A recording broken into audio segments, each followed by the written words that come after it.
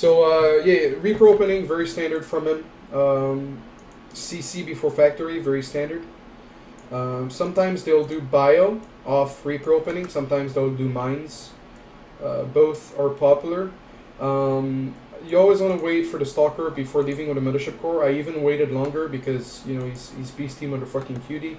Actually, like I was tempted to leave, but then he saw and he came in. He killed 2 probes already, and he killed 3 probes. This build I don't recommend to do it versus someone that opens factory. So if you're playing someone that opens factory, it's very much harder. If you're playing someone that likes to open bio often after Reaper opening, then you can do my blink build. The blink build basically is a delayed robo with 4 gates and blink, cut a little bit of workers, and you have a lot of mobility, and you can also be aggressive. And it's not an all-in, it's just a pressure, and then you transition out of it. It was popular in Wings. They came back not too long ago in Pro League. I picked it up from there. Really, like, yeah. I'm not the most creative player. I mostly pick something the Koreans do that inspires me, and then I run it until I get bored or until it's not as successful. So here I'm floating a little bit of chrono, and here if I wasn't supply block, like if I would have macroed better, this would have gone down, or if my mothership core was in a better position. Like your mothership core should always be in between the natural and the main. You don't want it too far forward, but you don't want it too far back, so it can time warp if you have the spare energy. Like this should have died, and I should have lost no probes. So right now I'm at 3 probes that the Reaper killed.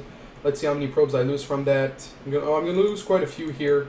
I went around the world. It was my probes wanted to be world travelers, so they went around, but they realized that it doesn't feel like home. So they went back, and that cost me 5 probes. But looking at the unit loss tab, he's lost more to do that, and he's playing heavy bio, which I always give the benefit of the doubt to the Terrans to do 3 racks into CC. Like off 2 base, Terrans have like a couple options, but the most popular one are 3 racks into CC, and then after that you have the 5 racks heavy 2 base, and then if they trade even or if they're ahead, they'll take a third, or they'll pull a CVs.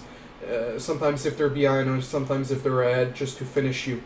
But I should consider that he's gonna play heavy bio because I'm doing blink, and blink is good, but blink is, and here after I blew that up, I waited for the observer with my army, but I had photon overcharge running, so that was really silly, and I could have started my aggression much sooner.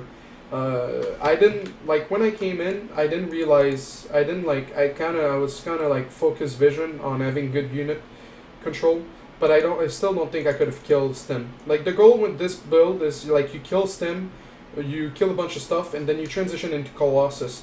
You transition into Colossus and you transition into Double Forge. Double Forge, why?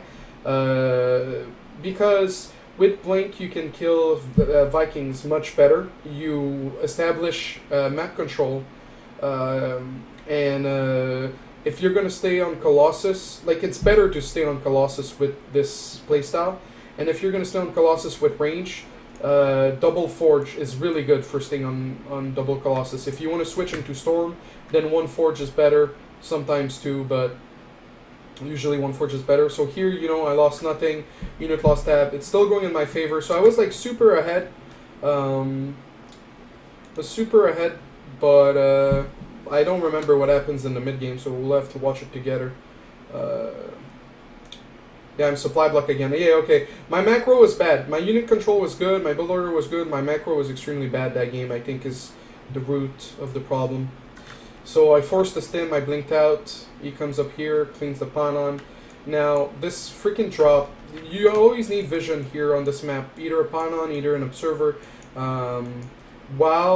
Before I put down the Robo Bay, I should be cranking out at least 3-4 observers. Maybe 2 at least. But I only had 1, and it was stayed in the mineral line. So those are little things you can improve on. Observer vision would have saved me a lot of probe at the natural. Here the gates, I mean, I was like doing a lot of things at once. So You just kind of throw the gates anywhere, everywhere. So he pulls back because, you know, only one medevac, only 2 Vikings. If we take a fight now, it goes in my favor. And I kind of know it. So I try to establish my third, but I thought he'd have an earlier third, so that's why I tried to push my third a lot more than I did. Here I lost a stalker. You always want to blink out. I lost 2 stalkers. Here I lost a couple probes. So we're exchanging blows. I'm still ahead. Army value or army. I actually like army supply since DreamHack.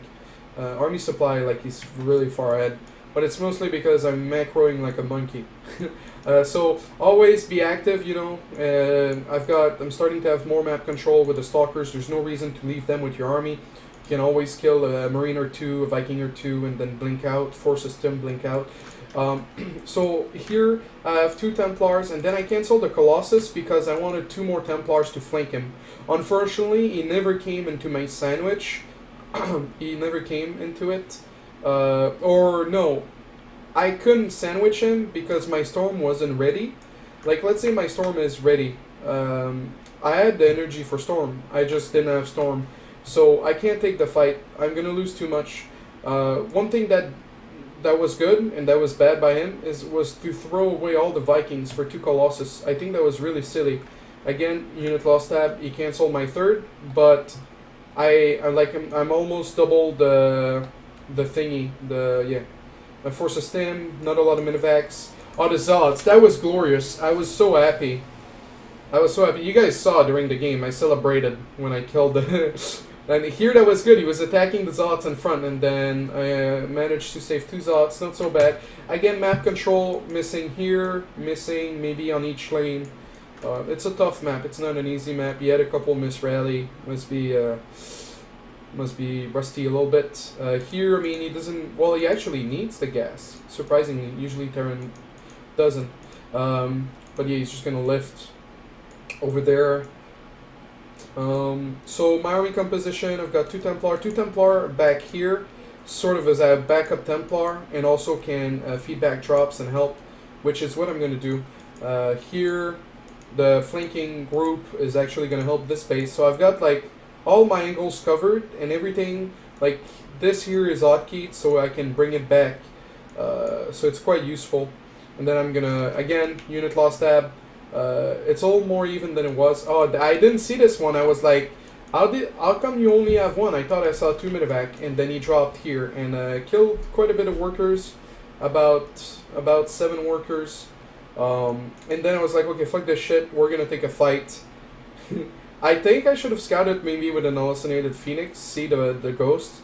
I think I played chicken a little bit too much. His army or army value, like he's like 6 supply ahead, so I should have forced a fight. Not a lot of Vikings, but I got scared, and I had 3 Colossus too. So if I grew some balls or some confidence or something, that would have gone so much better. So I've got some flanking group of Templar here. Again, army value a little bit in his favor. Now they snipe a few drops. Here, I'm going to lose quite a bit. I didn't realize that. Even though I had a pawn on, I was too worried on setting up my flanks to look at the minimap. But you should always look at the minimap no matter what's going on. But, you know, if I don't do it, and I'm... Yeah. You can be better than me, I believe in you. So here I flank with the drops. I start celebrating. But then, not everything dies. The ghost kills the Colossus in a half. And then this drop, and then I'm like, no, that was my game. Ah! And then I lose a few units everywhere. I try to defend everything, and that's what happens when you only have 1 observer and it got scanned like 5 minutes ago. That's the rule of the observers. You pay the iron price. And then he's gonna come back with those units. That's why it's always important. Leave a pawn, leave a probe, leave a zealot. You need to know if it's coming. So I lose that.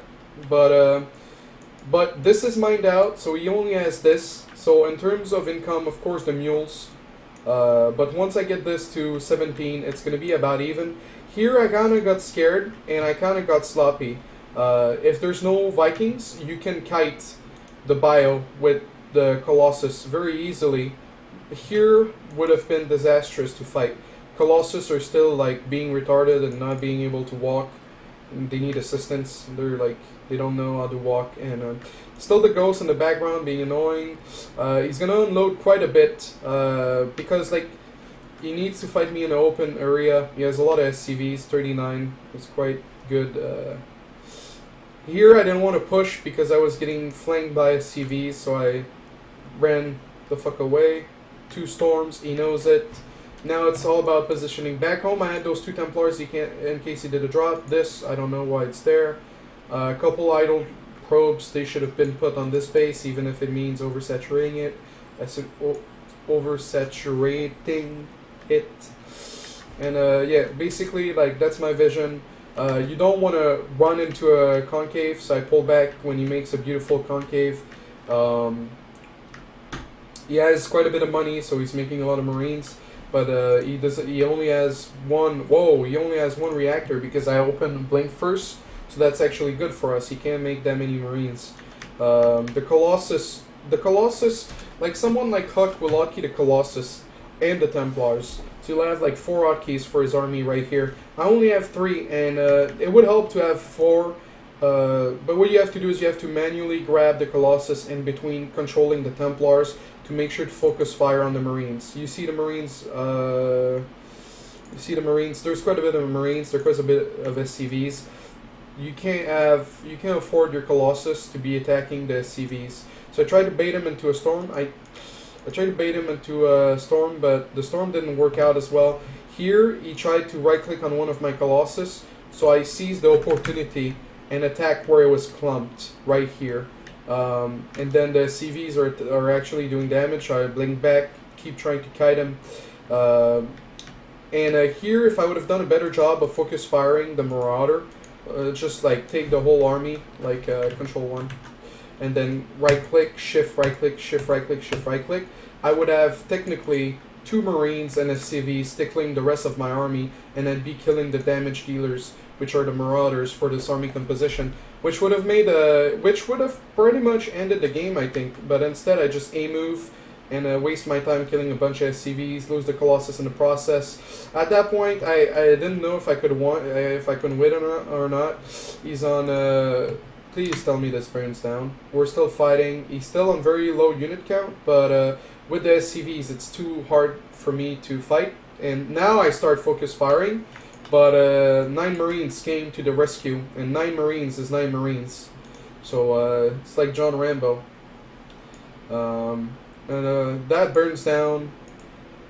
We're both very low economy, but I had a few Templars ready for defense.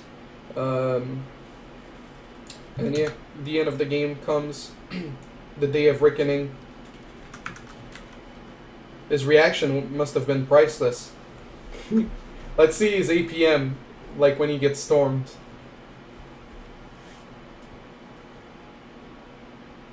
Oh! He was still trying. Until the end. He's a fighter, this one. Yeah, that was my glorious game versus BeastyQT.